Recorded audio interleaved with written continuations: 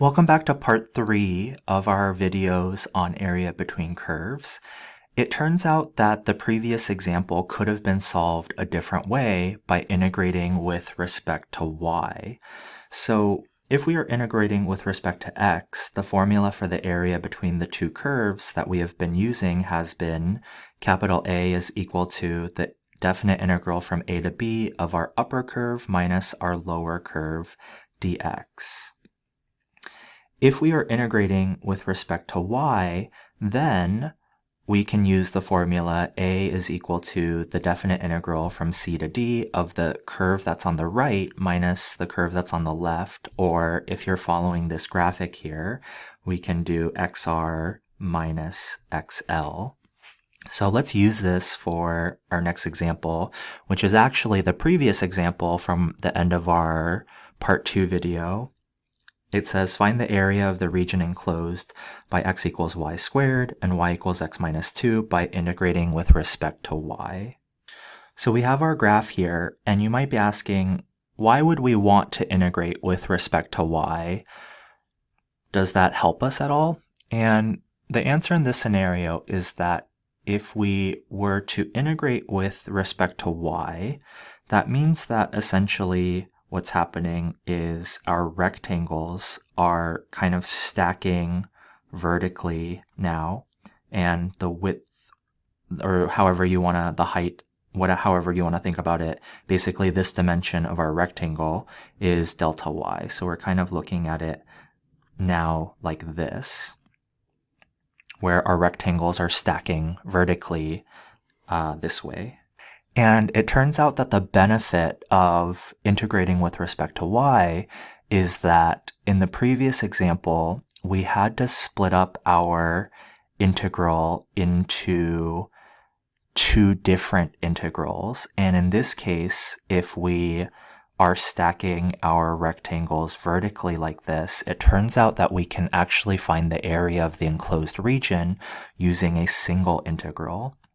So our area is equal to the definite integral, and the way that we figure out our limits of integration is the starting rectangle, or the bottom rectangle, is starting kind of like at a y value of down here, and this intersection point we found earlier was 1, negative 1, and then this intersection point here is 4, 2.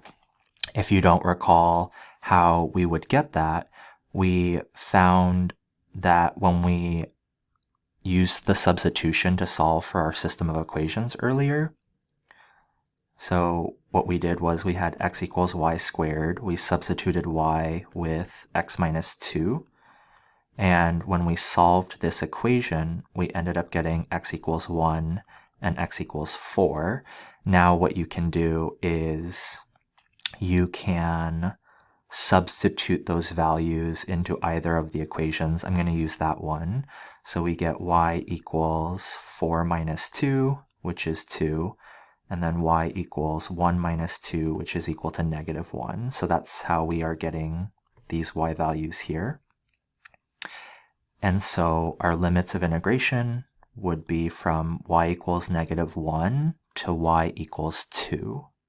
And if you remember earlier, our integrand is the curve on the right minus the curve on the left, dx. So let's see. Oh, sorry, that should have been dy.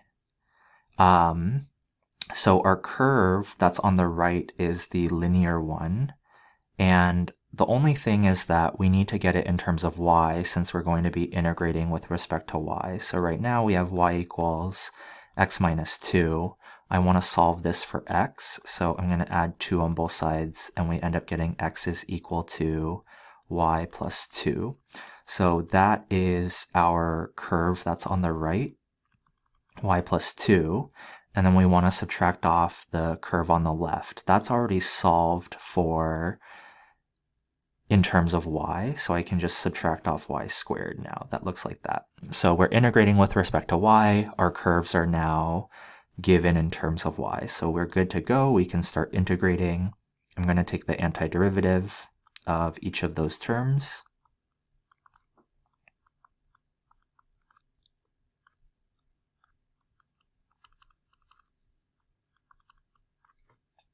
So I've gone ahead and I've written this out, and if you simplify this, because this is the same example as the previous one we did, we should be getting the same area value. And if you simplify this, you do, and you get that the overall area is equal to 9/2, or 4.5. So this is just another way of going about doing this. And notice that if we integrate with respect to y, we only need to create a single integral. Example 6 says, consider the area that is bounded by y equals the square root of x, y equals x minus 2, and the x-axis.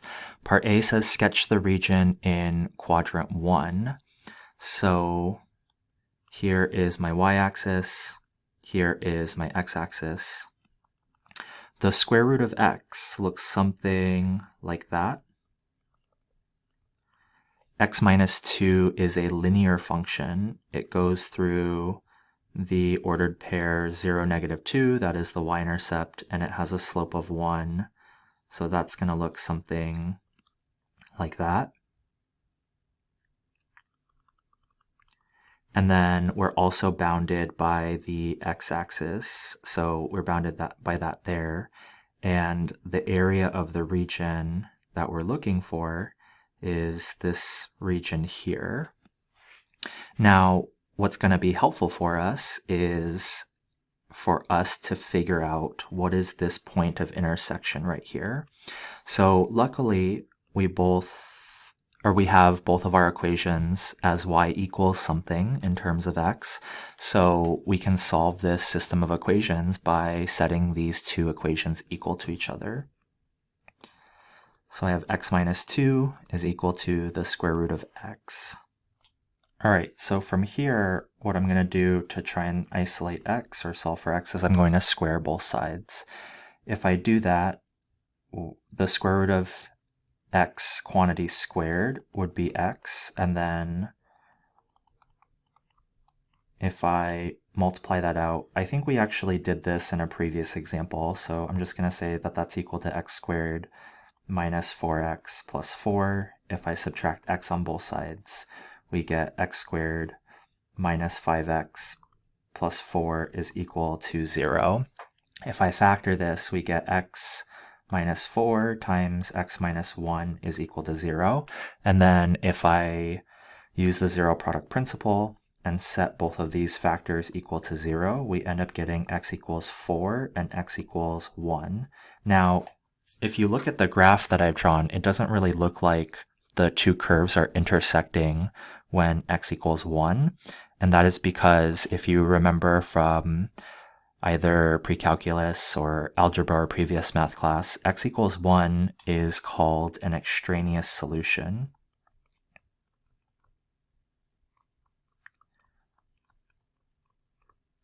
And notice that if you plugged x equals 1 into the original equation, if I plugged in 1 here and I plugged in 1 here, the left-hand side would end up being -1 and the right-hand side would end up being +1, and -1 and +1 are definitely not equal, so x equals 1 is an extraneous solution.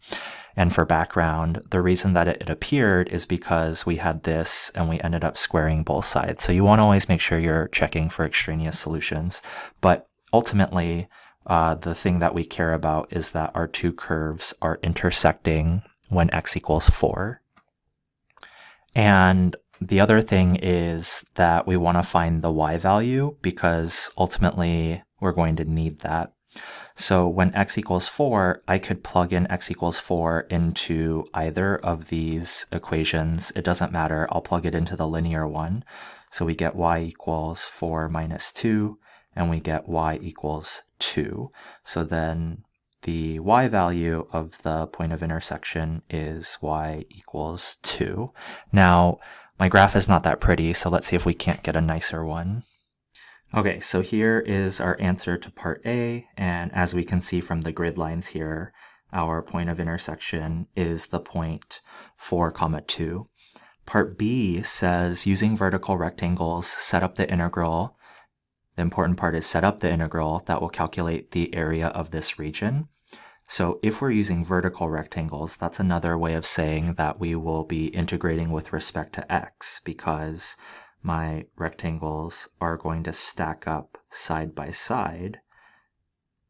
So they're going to end up looking like that, and we would integrate with respect to x. So the area, which I'm calling capital A, would be equal to the definite integral from here. Our first rectangle would kind of start at x equals 0, and then our last rectangle would end at x equals 4.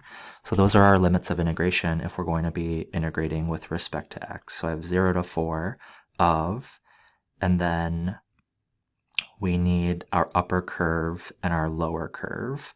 And now what I'm realizing is, unfortunately, we're going to have to break this up into two different integrals. Well, why is that? If I noticed here, if I make a break, my upper curve is the square root function, but my lower curve is given by the x-axis here. And so I can't, unfortunately, if I'm integrating with respect to x, set this up in a single integral. So if I'm integrating with respect to x, why don't we call this a1 and this a2? So coming over here, a1, instead of integrating from 0 to 4, this value here is, I know that this is x equals 2 because that's where the line y equals x minus 2 would cross the x-axis. So my first area is the definite integral from 0 to 2 of the upper curve, which in this case would be the square root of x, minus the lower curve, which is the x-axis, and that's the line y equals 0. So if I wanted, I could put that, but it is unnecessary, so I'll just put dx. And then my second integral, a2, would equal the definite integral from 2 to 4 of, again, the upper curve, which would be the square root of x, and then our lower curve would be the linear part, so that's x minus 2 dx. And so overall then, I'll say that the area is equal to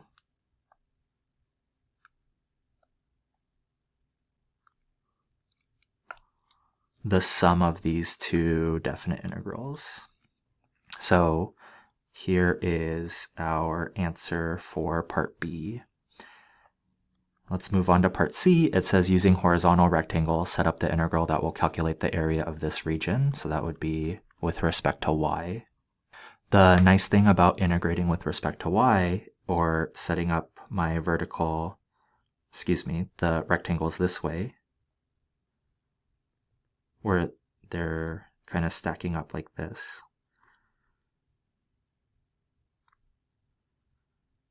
So the dimension here, one of these has delta y like that. And the nice thing about doing it this way is that here this curve is always the right curve, and then this curve is always, the square root curve is always the left curve.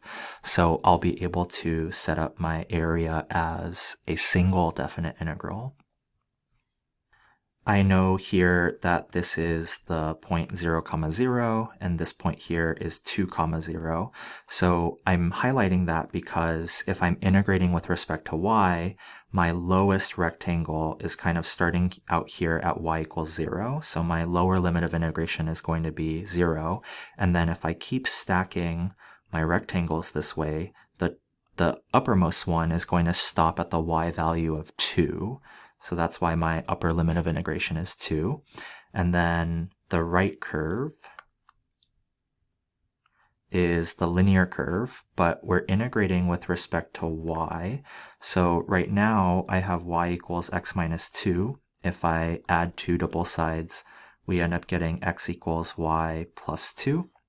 So I have y plus 2. And then if I solve my other equation for y, if I square both sides, I end up getting x is equal to y squared. So I'm going to subtract off my left curve, and that would be what I'm looking for. And again, this question is just asking us to set up the integral. So this would be our answer for part C. This next example says, find the area of the region that is bounded by y equals sine of x, y equals sine of 2x, x equals 0, and x equals pi over 2. So previously, we've kind of had the graphs, so let's sketch a quick graph to see if that won't help us. Y equals sine of x starts at the origin, and then it goes and it crosses the x-axis at pi. And y equals sine of 2x, if you want to graph that thing, if you remember back from pre-calculus, we have a transformation that's happening. And when we multiply the 2 on the inside, what that does is that is a horizontal compression. And so what that's going to do is, if I look here at x equals pi over 2, it's going to look something like that. And we're only looking between the x values of x equals 0, so that's here, and x equals pi over 2, and that is here. So I want the area of this little sliver and the area of this little sliver here, so I might call this area 1 and area 2. And just like before, because I've kind of separated this into two different areas, and I have an upper curve and a lower curve for different parts, I'm going to need to figure out where these two curves intersect. So for now, I'll put a question mark. I don't know what this x value is, and I want to solve for it. And the way that I'm going to do that is I have these two equations. I'm going to set them equal to each other since they're both equal to y. So I get sine of x is equal to sine of 2x. Now, hopefully you remember something about solving trigonometric equations, and if you don't, please go on my website or look through some of my other YouTube videos for some help on solving trigonometric equations. Ultimately, what we're going to do that's going to help us is I want to use the double angle identity on this. And if I do that, we get sine of x is equal to 2 times sine of x times cosine of x. And what we can do now is I can subtract sine of x on both sides.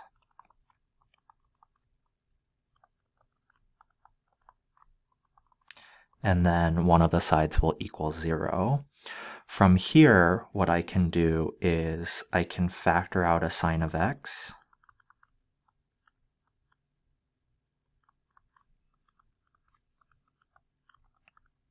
And using the zero product principle, we'll get sine of x is equal to 0, and 2 times cosine of x minus 1 equals 0. This, if we solve for cosine of x, would give us cosine of x is equal to 1/2. Now, we want to solve both of these equations, but it's important to recall that we're only looking on the closed interval from x equals 0 to x equals pi over 2. If I solve this equation on that domain, then we end up getting x is equal to 0, which we can kind of already visually see that our two curves intersect when x equals 0. But now let's think about cosine of x equaling 1/2 on the domain or on the closed interval from 0 to pi over 2. And the x value that makes that equation true is at x equals pi over 3. So we did all of this work, and that helps us get the x value here. So our two curves intersect when x is equal to pi over 3. Here's a much nicer picture of what is happening and the graphs of our curves, as well as the highlighted pink areas that we are trying to find. So just like we've said previously, the overall area that we're looking for is equal to the area of the first region plus the area of the second region. So let's go ahead and solve for area 1. Here, my upper curve is y equals sine of 2x. And so I'm going to set up my definite integral, and we're starting out here at x equals 0, and we're ending at x equals pi over 3, then our upper curve is sine of 2x minus our lower curve, which is sine of x dx. Now, here's what I'm going to do. I'm going to break this up into two different integrals because for one of them, I'm going to need to use u substitution.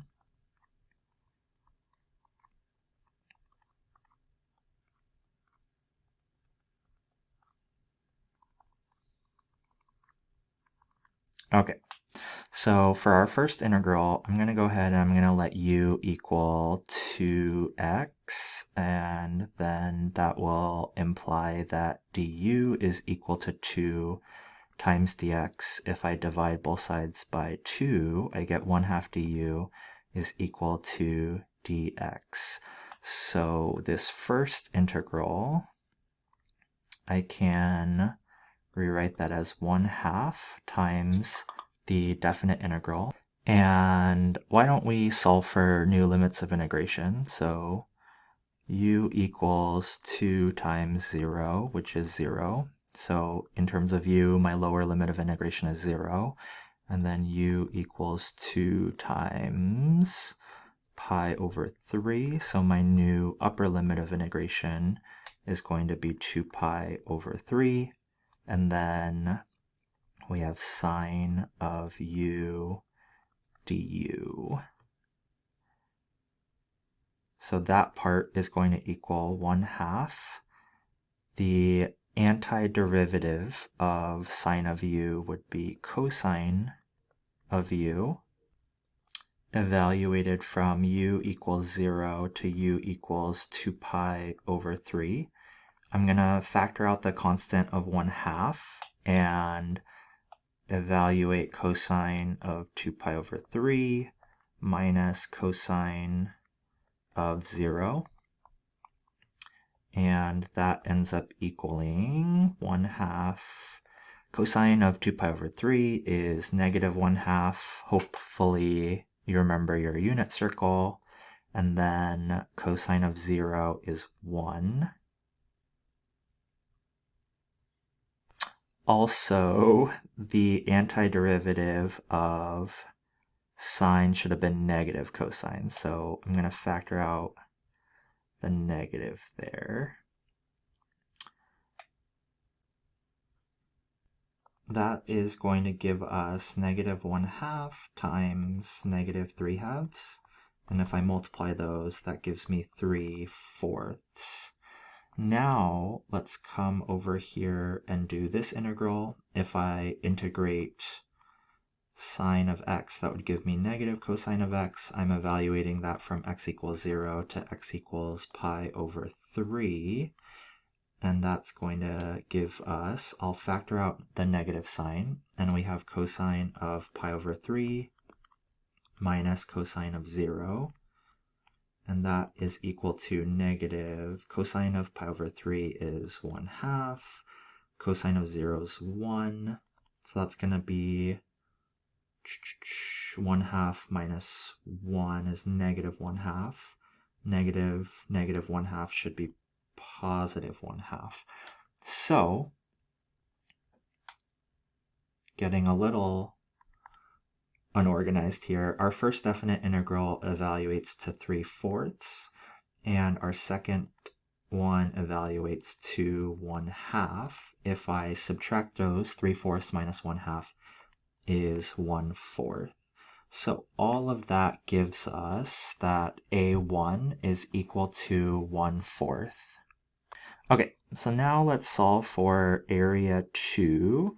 That's going to be the definite integral from pi over 3 to pi over 2 of the upper curve, which in this case now is sine of x, minus the lower curve, which is sine of 2x dx. And like last time, I'm going to split this up into two integrals because one of them is going to require u substitution and the other one is not.